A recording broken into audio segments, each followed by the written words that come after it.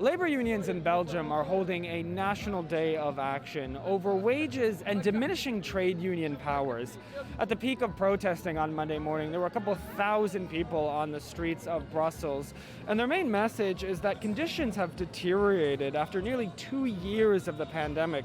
Workers say they've had to sacrifice a lot while facing changes in demand and all types of scheduling shifts, but their wages have really stagnated and they've seen their purchasing power diminish more and more. Basically, the common message is they've lost a lot of ground that they fought for because companies have had to cut back. The calls are echoed from both the French and Flemish sides of this country. Take a listen. Of course, the COVID crisis is part of the problem, but even in this difficult time, we should obtain better recognition from employers, but also from the political sphere. That's not the case. This explains our outrage. If there is no representation in the companies, there are no negotiations to improve our purchasing power. There is not a single employer opening their door to raise our salaries. That's why our presence is so important.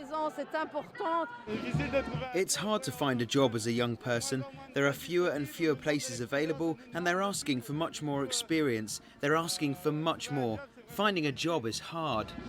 And many of these workers who are on strike are coming from Belgium's public transportation sector. Notably, that includes conductors and controllers who would normally be working on the country's different metro and bus systems.